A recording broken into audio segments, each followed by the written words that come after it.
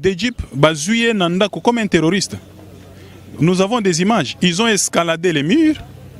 Bakoti, Baché, échelle, Bakoti na fenêtre. Il faut voir, c'était une véritable opération commando. Pour quelqu'un qui n'est pas armé, pour quelqu'un comme Kofi, ou Ayebani, quelqu'un qui ne peut pas fuir en un seul instant. Il est ici, tout ça, Batunion se traumatisé. Est-ce que ça pouvait se passer comme ça? Pour avoir fait quoi? Je vous ai donné l'exemple, on a vécu ça en France à l'occasion, bon, je ne suis pas trop amoureux du foot. Zidane a bêta joueur Moussou Moutou sur la pelouse. C'est une infraction. Pour nous, les juges, c'est coups et blessures. Mais qu'est-ce qu'on avait fait de ces joueurs-là? On s'est quand même souvenu qu'il a rendu beaucoup de services à la nation française. Le président l'avait reçu au vu aussi de tous. Il a présenté des excuses à tout le monde l'a pardonné, mais ils n'ont pas oublié aussi ce qu'il a fait. Quand vous avez aussi un artiste comme celui-là, à ce niveau-là, vous devez aussi le comprendre. Donc l'Union se lingue bon na Congo, le quoi kangié parce que c'est lui qui freine le développement du Congo. Ce quoi kangié Congo lingue bon. Donc se produit sur Kenya, il est libre d'y aller. Parce que avant n'est pas un biso batu bazotala ba yebi. Dans le but que pour le moment, je ne vais pas aller dans les détails.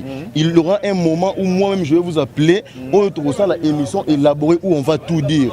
Mais je dis tout simplement que batu oyo balingaka ye babanga na bango te bakoka on peut tamsu lobi na tongo bayo kino abimi na ye. Mais na batu oyo balingaka ye te en tout cas pour lelo bo mela ba champagne bolia ba ntaba bo sepela. Merci.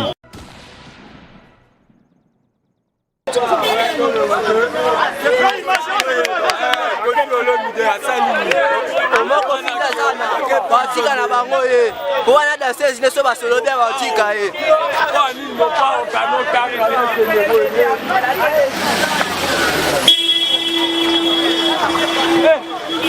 ma bango 18 mois da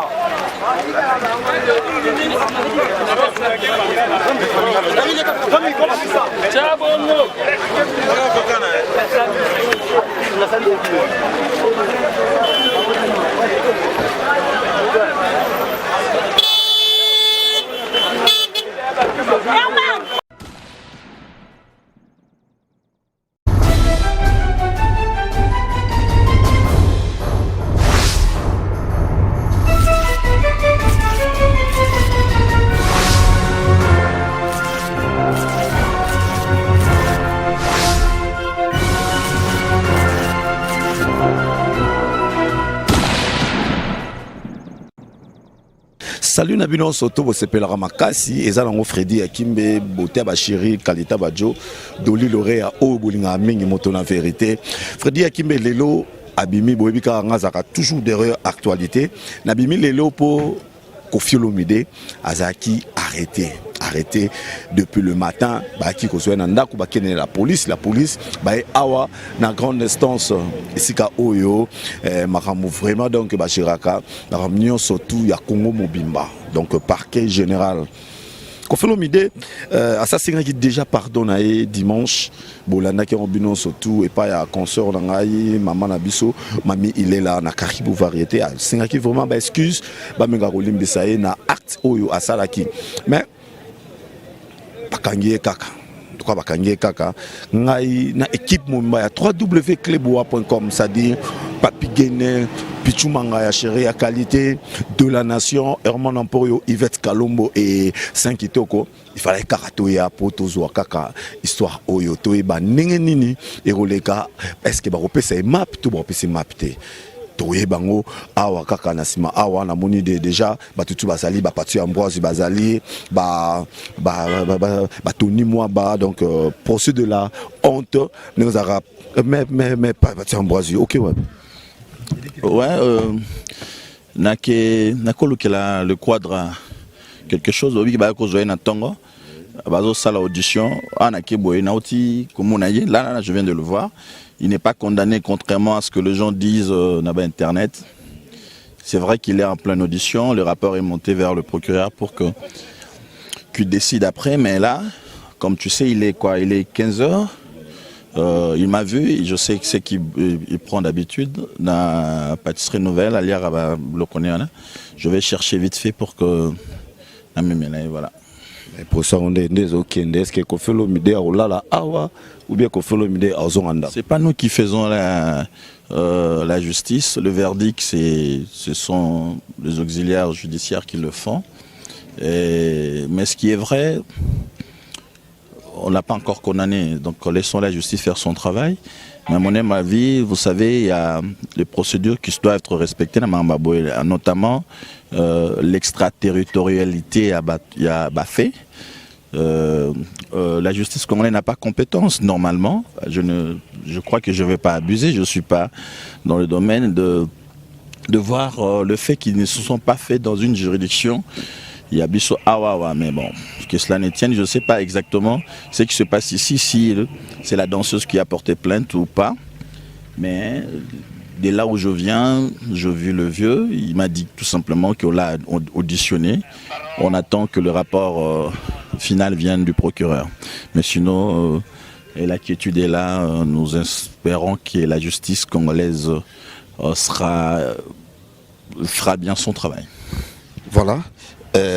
Awosala Luanaye ndenge alobi en tout cas makambo bolandi pati Ambroise ndenge alobi c'est-à-dire Koffi Olomide le kwa bakanga ki na tongo alia quitté yango baki kosombele biloko ya kolia alia quand même bongo trouver ba poisson ndenge et évoluer là automatiquement mais on le bat il faut ça calme makambo esimba yoki gongo bila ndomba simaya si le père Kovo VV quand à l'international, ban à Londres n'y surtout ban à Londre. Ça dit oh on a la talaration Nathalie na moni mona lobby ban à magie. Mima wetu bela dinganga on Jakimbe Yannick tanto di Weber Yannick Nzanga et pour nipete suna Rémi Young Platini Chipamba Paola Schengel maman na Prince Koffi Olomide au lélé fort pour habiter la musique ya Kitoko.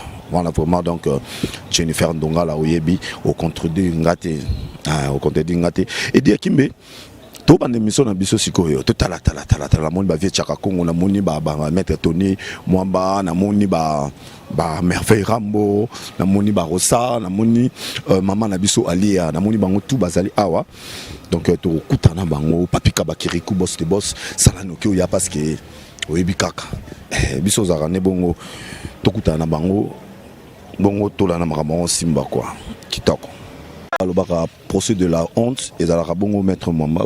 Bonjour maître. Bonjour maître Mamba lelo lisusu ozu lisusu dossier oya Koffi Olomide oyo atabasaki danseuse nae na Kenya oyo esalaki kuna bien te le rôle à ministre ya justice kuna zali mwasi atala albité Koffi Olomide bima na mboka na ngai osali makambo ya Sony et loko la pe mboka na biso justice eza makasi yango lelo bakangai Koffi na ibité ezalaki na ndenge ni dossier.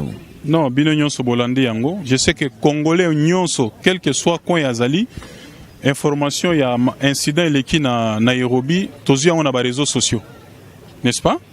Mais sur aux vidéos wana de bonne foi en dehors de toute passion. Kolongola peut-être monter mamabe Congolais mon côté à koki kolakisa que coup de pied au Koffi à soulevaki et simbagi mona motion dans autres parce que d'abord de un au début à tabassa qui n'a pas tabassé. Ça c'est de un. De deux, j'ai dit qu'il y a une vidéo de la fille qui déclare que Kouana Koffi, il y a Lokola Koffi et Simba qui était. Est-ce que qui peut parler mieux que la victime elle-même? Victime à lobby et Simba qui n'est pas dans autres côtés. Bon, nous parlons de quoi? La vidéo existe dans les réseaux sociaux. Bon, sur quoi vous parlez à la place de la victime. La victime n'a pas déposé plainte. Place infraction, c'est seulement qui va entendre Koffi par autorité.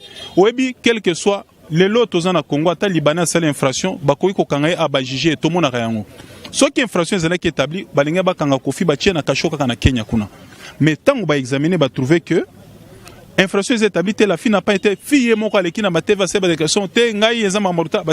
c'était juste de l'intimidation. Bato Bamandi Koso a depuis avion, Bakiti n'aéroport bazo continuer. A Péki si Bango Boyo quitté. Mais tant qu'on est intimidé, peut-être na Kandawana. C'est là que j'ai dit moralement, en tant qu'artiste, il y a un niveau, c'est vrai qu'on lui reproche, il ne pouvait pas faire ça. Mais sur le plan des droits, il n'y a aucune infraction qui peut être reprochée à Koffi en ce moment. Et même sur le plan de la procédure, tout est bâclé, il y a des irrégularités à tous les niveaux. Et si effectivement on veut être un état de droit, on doit arrêter. Je crois que nous tendons vers la politisation de ces procès. Et ce n'est pas intéressant. Oui, ce n'est pas intéressant, mais Baye na Kofi na 2 jeeps. La police est oyati awa. Baye na 2 jeeps, bazouye nanda comme un terroriste. Nous avons des images. Ils ont escaladé les murs. Bakoti, Baché, échelle, Bakoti na ba fenêtre. Il faut voir, c'était une véritable opération commando. Pour quelqu'un qui n'est pas armé. Pour quelqu'un comme Kofi, ou Ayebane, quelqu'un qui ne peut pas fuir en un seul instant.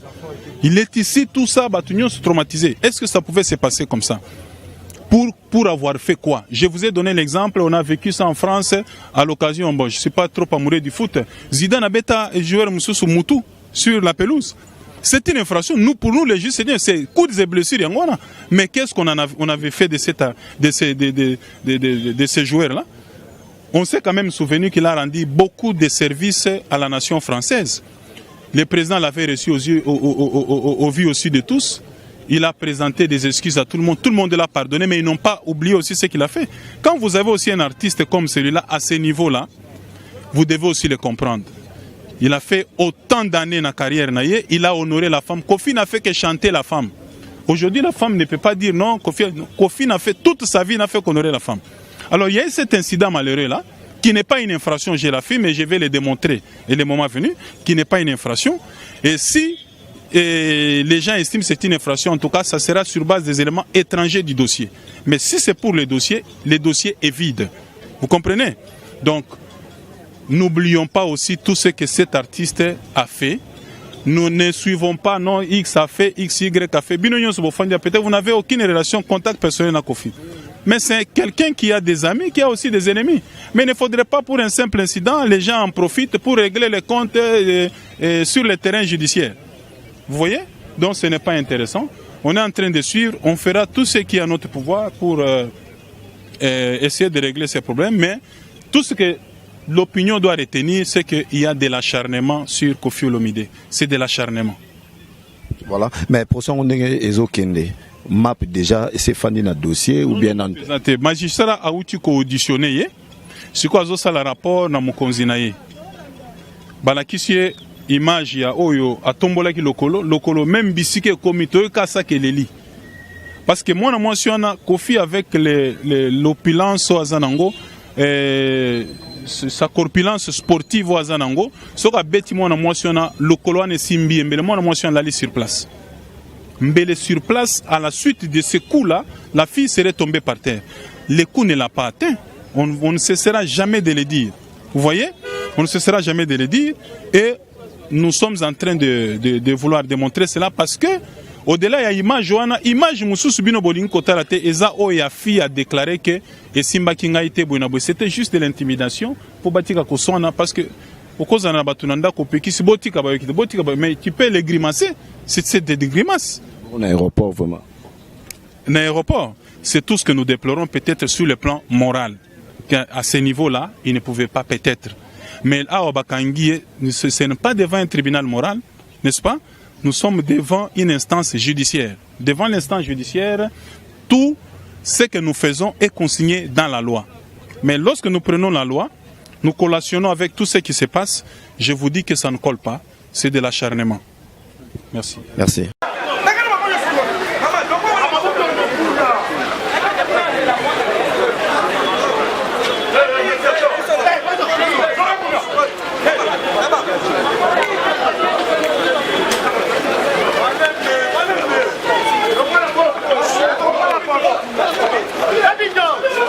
Simba. Excusez.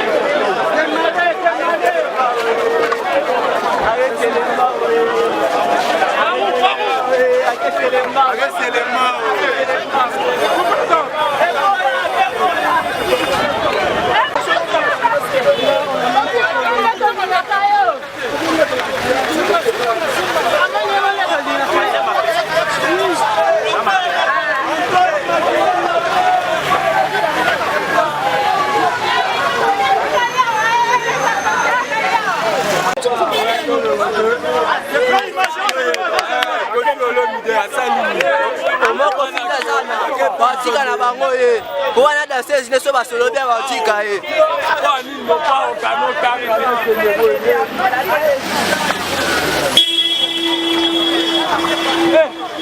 oboma bango 18 mois eza awa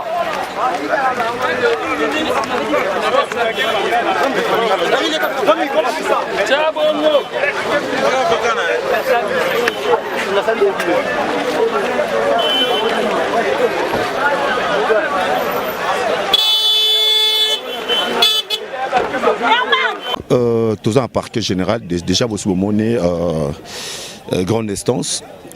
Parce que Kofi Olomide, Maramo Boyebi, Oya Saraki, y na danseuse nae. Vétchara Congo, artiste en danger. Tu es na compte sur Wanaka. Mais oui, à Moli Mabassa Benga déjà, que au Boinga on a aussi été à ça, nakada sans danger, tu que soutenir de Konabiso, mais Oya Sali ce n'est pas qu'on s'est là, c'est pas digne de Kofi. Menga Dimato Soulagi nae, on a beaucoup parlé avec lui, mais les unes de qui Tchago Sekate, Sandra Bumba, parce que aller Bumba Ndenge, tu as dossier très rouge, ils sont rouges. Dossier très rouge, ils sont rouges, mais les lots, bah convoqué Awa, na habité Yunum tout ça qui n'a quatre. Et bandé qui n'a pas ni na pas collègue son na zo IPAJ HP, ne wa utaikuna nde baina wa, mais et là, je remercie que Mingo Bakona, Congo Justice a raté. L'artiste est bien, il m'a dit, il a Kofi Olomide, il y a un jeep, un jeep encadrement. Le légende de Ketchao Sekate était ya mission Batikali. L'autre leader, on a artiste Nabino, on a danseuse Nabino, Bazabat, Scrafté. Un musicien, un artiste, ça dit éducateur. Mais là, on a fait en tout cas. Malgré ça, pardon, Mingabe la pardon à ma maman, mais ils ont vraiment exemplaire dans la Ligue Hollanda, ndenge Hollanda génération Sima, vraiment qu'ils ont quitté côté en tout cas. Ils ont quitté côté, papa perd le but, oui papa. Heureusement c'est un pays organisé, ils n'ont pas hésité à vous faire partir. Sur les salams, le batika qui est, hein? Ils ont voté. Ah non, wana bolo banaye atika yango et amalamute. Déshonneur na lela ki tango senga pardon na lela ki. Merci. Voilà. Yomo yoki fedi nenge Patrick Chibas nenge yomo yoki Patrick Ochingo yoki que Kofi soka yebaka hein. Na éviter ce Kofi mi yebaka. Kofi combat Kofi c'est un dictionnaire. Kofi azali un grand nom. Bah justement il faut à contrôler Congo mais malgré ça, pardon, on a tout comprendre que Menga na côté la Kofi, na côté la danseuse, tous les deux sont des artistes. Mais en tout cas, tu peux ça monter.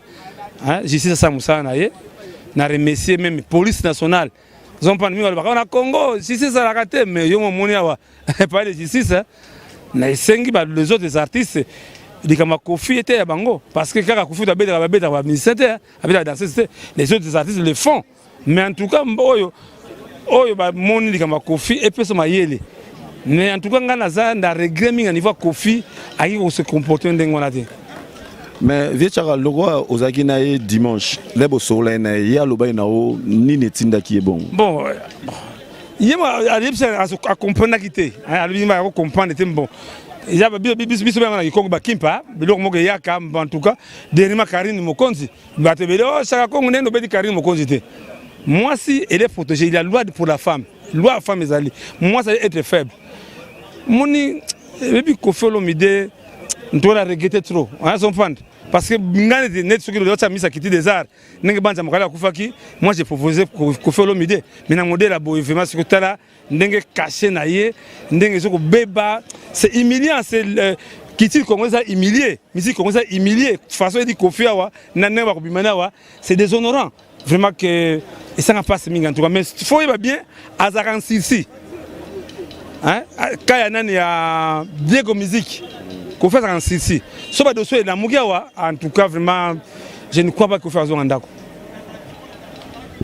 vraiment à limite Kofi Olomide à Andako gloyo langi pe ya kakamba moko makamango ekweli biso ba bandeko na biso ba voisin na biso ba artiste lelo Kofi Olomide peine nae babengi ba convoqué plutôt par rapport à ba acte oyo a posaki zela na peut exister mobo ya grand frère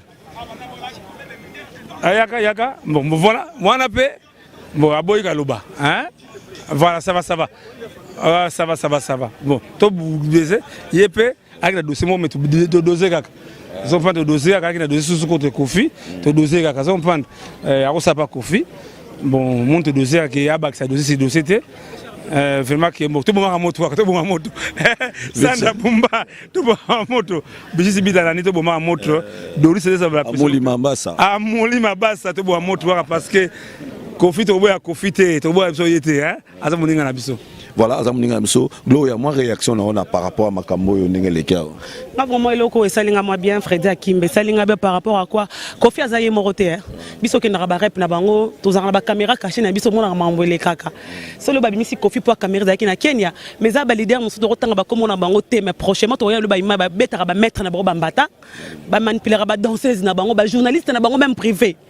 Il y avait Rambo parce que Kenya Zambo kangana vande Zambo ka loi ministre de justice c'est une femme tant amoli kamba bongo aolinga ngona mboka na été pe loko so bakangi Kofi pour Kofi ngara démentir ngo mwanda na chaîne na Kenya pe sindi le cœur il vidéo seul temps de le créer Kofi ba problème pour sinda lobik ba côté Kofi ba kambu blora bongo mais Kofi lui-même quand il a descendu na kin à l'équipe mamile là il a accepté.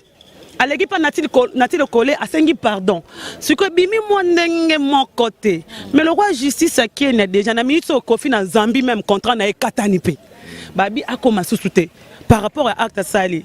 À ça 5 pardon mais mibe komboka déjà les amis la loi c'est la loi. Vecha kazela to ba non la loi c'est la loi.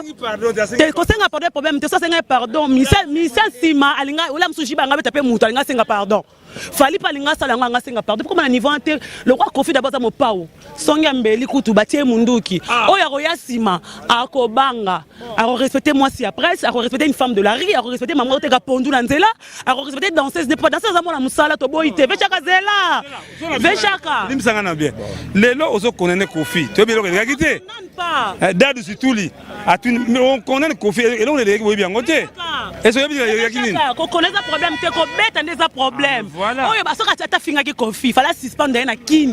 Il fallait zeler la kin. Ah, Vechaka. Mais un artiste, un ambassadeur de la musique, Sonia Sali pour la musique congolaise. Surtout, il y a Freddy, c'est la musique congolaise. Lelo, Bawe Rafa, Sony, Bajibe, Sabongo, Sony, pour Eloko, Lamsou, David, Kosa, Langote. Lamsou, Michael, ça, bon, comme le Kofi, Bawe, Bajiba, Fali, hérité, les bogas, tout, Atikasi, Mabaye, Baké, moi, si. Atikala moi attendez moi na pas danseuse mais azamuta l'état appliqué mais beso ko faut que makala on accepte pour libérer mbasi mon sang ngote a osala ngote wana vraiment donc boye bien les no ba minoke solo mabe bana mokili mobimba mais mutu nyonso to linga ngote oyeko yebana yo mais yeba que justice na mboka o ezali mboka ezali justice nango mbote mama bonjour papa réaction na yo par rapport à makambo lelo to landa ba mama botomboki artiste na biso Kofi Olomide asenga ibino bolimbisi mais comme il est la justice réaction na kozande bon quand de balobaka pardon ka saka potate na sens nini mwana mwasi wana mwasi aza toujours faible azala taza mwasi andako na ye jamais quoi compliqué vient nga za chauffeur Kofi a temporisé makambo mususu aza brutal abeta tabu mwana ya nani ya marque tabu je crois abeta mais talaka mobile mais oh mwasi donc musane ka ko beta ka beta biso se plané même makambo zo sala tondimi na biso ngote biso to yana ba plainte na biso mususu to kale pona nini mokonza ko yamba te pokira ko yamba batu mususu te pona likambo Kofi donc ye penza akende ko pema na kimia ezalo ko aza kuluna pona nga nakola Kofi abimi kuluna oui oko beta soki succès bana basité ya Kofi ko yebana na sens nini Kofi ko yebana te soki bana basité basi wana bazo boma nzoto bazo yo so bina papa oko kata na ko bina wana meta mwana mwasa zo boma nzoto na kata mabino ti na danse na ndengo na Kofi andondo akana libota na ye e bongo beta ka lisusu o mo te ka violence. Bon, l'État est mon quoi ça là. On a violence faite à la fin. To boy na biso. Peto pesika longonya na mama ye moko kuna na Kenya. Aumela na ye. On a kolobaka l'État ça msana ye. Ah, alendele ya kapika kapo. En tout cas, maman bazan kana vraiment alendele yo quand même hein. RTVS 1 pour raisonner makasi yo pour raisonner peu makasi au le banen. Non, Freddy Akimbe, merci d'abord puisque vous avez quand même pendant tout ce qu'on voit image à partir de la source. Le vrai problème est que nous devons protéger nos valeurs culturelles. Koffi Olomide, je pense que c'est un grand artiste de notre pays. Par rapport à l'acte déjà, il est condamnable. Et les lots, je pense que déjà comme Azadia saisi par la justice, tout ça déjà parlé de la justice. Nous attendons seulement la dernière phrase de la justice. Ceux qui justice au lobby que non c'est bon. Mais je pense que exemple Oyo et servir caca de leçon pour les artistes et misusu. Les lots artistes il y a trompe la Koffi Olomide à aucun ko afficher comportement on a dit tala les lots et sika a commis. Donc je pense que nous attendons seulement la dernière phrase. Il y a justice à Mboka na biso ba lobanini ne simanango de biso to ça la sco débat puisque n'avait que yo am ta débat. Donc c'est la débat après Oyo justice et Goloba pour na Koffi Olomide.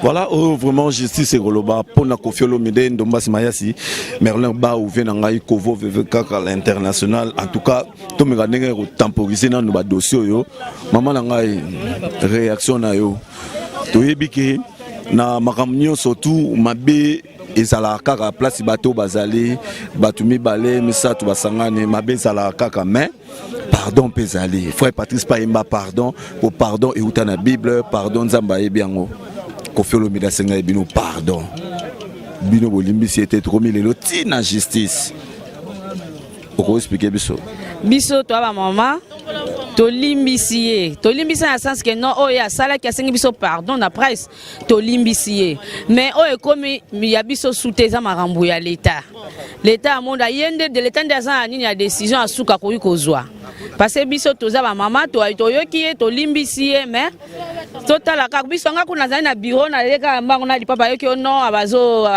bimisa sonya to na longwe na bureau na yembangu na ye baso kezandeni soki l'état mtana moi asuka biso to limbisier mais etikali marambo l'état mais oh ya asali alekisi mingi alekisi asali mingi ba danseuse batamisala donc nyonso likola ya soki sindika non to lingi vraiment bazwa nini ya bien pona ngai to limbisi mais l'état sa msala na ye mama yo ngo baksa papa biso to lobi boy Koffi muto atomboli aza mwasi pourquoi lisusa akomi ko beta mwasi omonte ka zo bebisa carrière na ye po muto asali po ya bima amona na mutu biso basi to bandoko bina to bandoko yemba eza basi bongo siko ya komobeta so basi pona nini siko carrière ne sili to bina lisusu te voilà Maramango ezalaka drôle ezalaka vraiment drôle ezalaka drôle ça dit papa na biso vraiment bien soko gafé et pas voisin les roya na ndako a opinir yo donc papa na biso merci beaucoup to continuer nanu hein to papa okoloba oui papa na ngape yo mbote papa ozota la caméra réaction na yo par rapport à makamba Koffi Olomide ndengeleki to moni rezo ka mutu nyonso moi na vie tolingaka te moni mambela biso zanini malamu jamais tolika na micro to malamu to ba toujours ka mabe ça veut dire dans 16 ans dans 16 ans Koffi ça appelle malamu Koffi sala pona yi ezaka tout ba mabe non ezere même ata yo po chodina rapé des fois ngape na chodina ne fousse madame na une fois pas na chodina yi vous comprendre dans mon temps ta fouti même billet ba voyager na yi aller-retour, ça veut dire que ça déjà malade mopé mutasali. Mais il y a bien besoin de bangote. Bon baga achodinaki. Non, tous arape battu. Maintenant achodinate na yebité. To bando tourner la paix moko na beta mo sa tambata boité. Hein muta chodina. Tout ba paix malam pe zarape malam, ils appellent bien. Ils ont pris chodi même yo po beta chodi na kosi. Alors, n'a pas beta chodi. Il y a Koffi gande comme chodi, il y a Koffi de to kolobela ngoto ba boy. Non, c'est pas normal. Tous arape ba réaliste moko. Hein? Voilà. Papa nangai pe papa pe balinga lobani papa. Bon, je suis un peu touché hein, na makambo eleka parce que Koffi tout d'abord c'est une grande star au biso toyo kakaye to mesala na ye. Mais la façon peut-être à poser acte, mais il faut parce que vous avez des circonstances, peut-être ajustement par colère, peut-être je ne pense pas qu'il y a une intention, il y a mais peut-être ça qui a suite une provocation, il faut pourquoi ça qui acte mais je ne pense pas qu'il y a ça qui a une mauvaise intention, qui mal intentionné, mais je crois poser acte moko mabe peut-être tout tika kaka justice ça la makambo nango mais na moment ils ont la détention préventive peut-être ba avocat na ye ba kosala nyo surtout pour ba lukele liberté provisoire c'est une grande star c'est une grande star bolo ba mabe po na ye te aloba malamu asala pe makambo ebele mine na mboko yo donc une fille. Bon, dans 16 ans, on peut porter plainte, c'est tout à fait normal, la zone a droit naïe, mais quand même, tout la justice, c'est ça l'affaire, et quand tu es tranché, je pense peut-être Kofi, peut-être à Ozon, on a bon sens naïe. Merci beaucoup. Voilà, à Ozon, on a bon sens naïe, on a vraiment papa a raison. Pourquoi Ekoye la Kara, Bisso, donc, ce qui moto, Asala Boula Mouebele, là où ça, ma béka, malamoko, et comme un problème, papa Nangaï.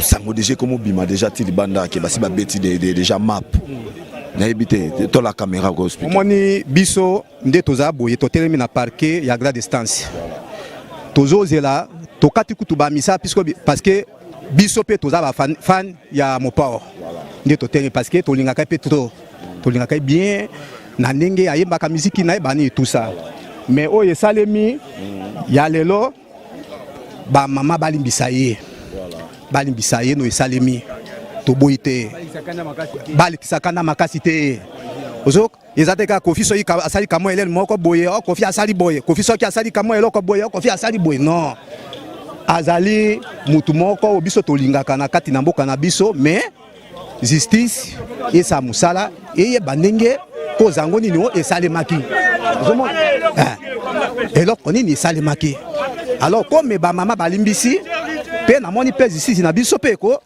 limbisa pe na onyoso oyo eleki kuna na Kenya alors yango tovandi tozozela ti jusqu'à 17h 18h 16h to mona ndenge nini makambo ezoleka ya musicien na biso nga déjà le roi Nazali associé ya ba artiste ya ba tout parce que Barundi bisom to yambara donc na part nanga na part site na biso to sengele vraiment pardon ningi mo sengele pardon dimanche à l'Elsa Batou donc mokonza mboka na ebi loi ezali na ebi justice et ça salara mais to ata ko limbisa poza artiste na biso et on pour yo to passer to tala ningi makambe oleka kitoko